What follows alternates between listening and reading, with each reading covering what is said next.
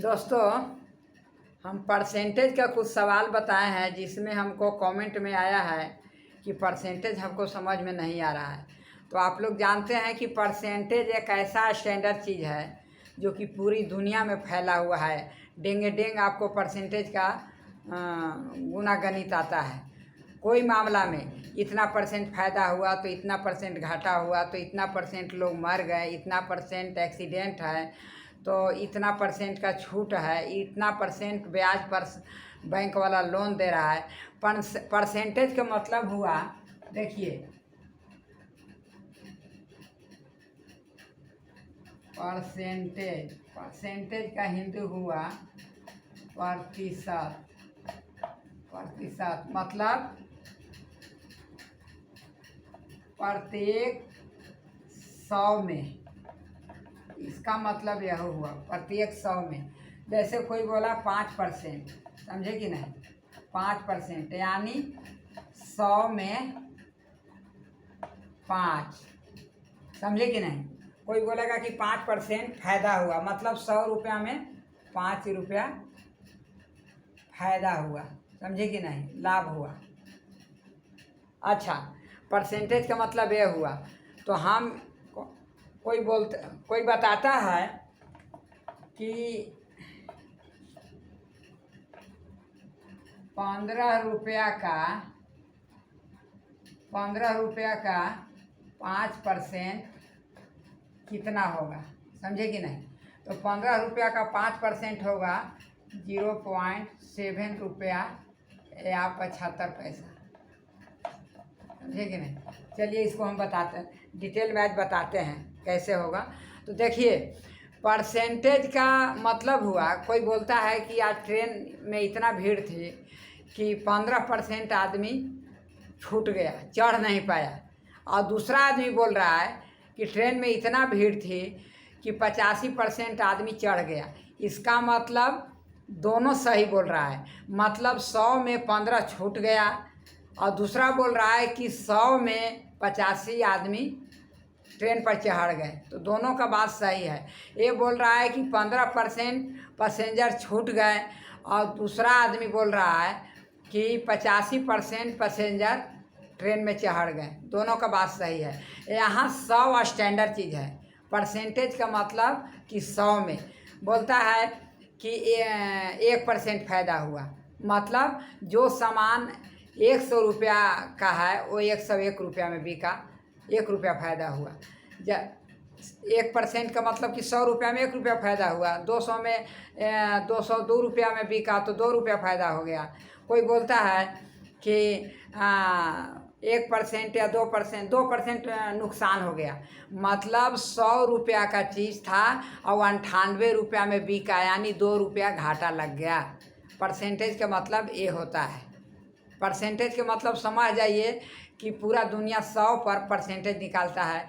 अभी बिहार का भी जनगणना हुआ तो उसमें भी जाति का जनगणना हुआ तो परसेंटेज में निकाला हुआ है। कोई बोलता है कि 15% मुस्लिम है।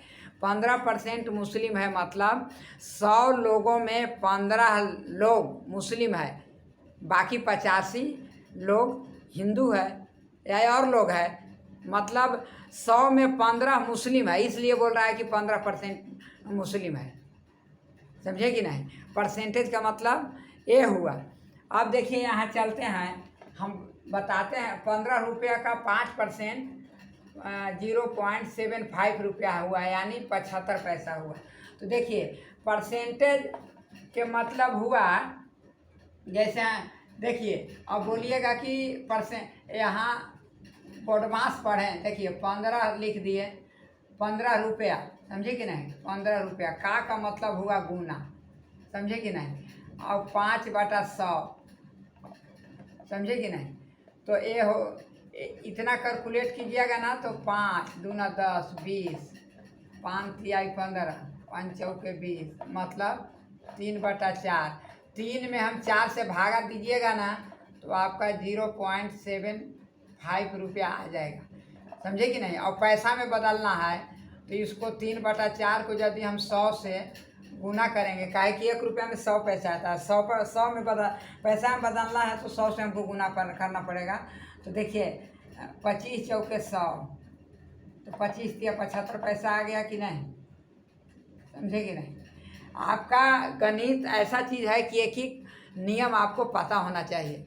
गणित एक ऐसा चीज़ है कि कोई सोल्व करने के लिए यदि दे दिया तो बीच में थोड़ा सा भी गड़बड़ हुआ तो आपका आंसर नहीं आएगा और आपका नंबर मिलेगा 0। और यदि गणित सही रूप से बनाते बनाते आप आंसर तक पहुंच गए तो आपको 1 नंबर भी कोई नहीं काट सकता है, फुल के फुल मार्क्स मिलेगा, समझिए कि नहीं। बीच में कहीं भी थोड़ा सा गड़बड़ाए तो आपका आंसर नहीं सही आएगा। तो अब ये बताइए कि अब यहाँ बताइएगा कि 15 गुने 5/100 क्यों लिखें। ऐसा क्यों नहीं लिखे कि 15 गुने 100/5, समझे कि नहीं। तो हम क्या बोले कि 100 में 5, हम 5 में यदि 100 बोलते ना तब 100/5 होता। तो अब देखिए इसका एक ही नियम एक होता है, जैसे बोलता है इसका देखिए नियम ये होगा, आपका चूकी बनाना पड़ेगा। बोलता है कि 100 रुपया 15 रुपया का 5% क्या होगा, तो 5% को पहले लेके चलिए, मतलब 100 रुपया में 5 रुपया। यहाँ देखिए चूकी बांधते हैं, इसको चूकी बोलते हैं, समझे कि नहीं, इसको चूकी। और जब भी बोलते हैं, इसको चूकी बोलेंगे या जब 100 रुपया में 5 रुपया फायदा होता है या लाभ होता है, देखिए ना लाभ है, इसलिए इसको इसलिए बोलेंगे, समझे कि नहीं। इसलिए 100 के सामने हम लिखेंगे 1 रुपया, इसलिए 1 रुपया में ये जो 5 है ना, 5 आपको अंश बन जाएगा। अब ये हर हो जाएगा 100, ऊपर वाला को अंश बोलते हैं और नीचे वाला को हर बोलते हैं। ये आपका भिन्न का भागा है, समझे कि नहीं। भिन्न का जोड़ घटाव गुना भाग ये भिन्न में आता है, समझे कि नहीं। तो यहाँ हम 5 को ऊपर रखेंगे और ये 100 को नीचे रखेंगे, समझे कि नहीं। तो ये 5/100 हुआ, मतलब 5/100 लिखने का मतलब हुआ कि 1 रुपया में, समझे कि नहीं। देखिए इसलिए 5/100 गुने 1 बराबर 5/100 हुआ ना। अब यहाँ हम लिखेंगे इसलिए 15 रुपया में, समझे कि नहीं। तो 15 रुपया में 5/100 गुने 15, समझे कि नहीं। 5 20, 5 तिहाई 15, 5 चौके 20 बराबर 3/4 आया, उतना ही आ गया ना। तो कहने का मतलब कि जो 5/100 दर्शाता है या 4% को 4/100 यदि कोई लिखता है तो वो आपको 1 रुपया में दर्शाता है, मतलब 1 रुपया में उतना % निकलेगा। देखिए हम बता देते हैं, यदि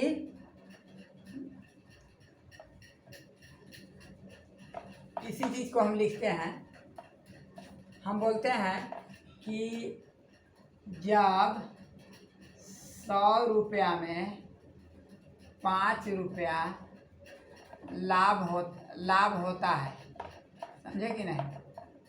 ध्यान दीजिएगा, लाभ होता है, इसलिए 1 रुपया में कितना लाभ होगा, तो 5/100, समझे कि नहीं।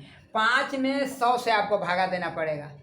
देखिए हम यहाँ दे के दिखाते हैं, 5 से हम 100 में भागा देंगे, 5 में हम 100 से भागा देंगे, 100 से भागा हम 5 में देंगे, तो यहाँ आपको भागा 5 में नहीं लगेगा।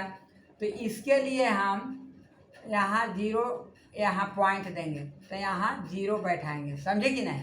तो 50 हुआ, फिर भी आपको भागा नहीं लग रहा है, तब यहाँ एक और 0 बैठाएंगे, तब यहाँ 0 बैठाएंगे, तो 500 हुआ। तो 100 को हम 500 से भागा देंगे तो 5 बार में कट जाएगा, समझे कि नहीं। मतलब 0.05 रुपया हो जाएगा, इतना लाभ होगा।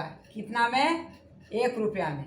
देखिए 1 रुपया में 0.05 रुपया लाभ होगा। कितना? 5%, मतलब 100 रुपया में 5 रुपया के हिसाब से, समझे कि नहीं। यदि इसी को आप यदि पैसा में बदलते हैं, ये तो रुपया में हो गया, तो पैसा में बदलते हैं तो 0.05 गुने 100, समझे कि नहीं, 100। तो इसका मतलब देखिए, इसको गुना कीजिएगा ना तो 5 रुपया हो जाएगा,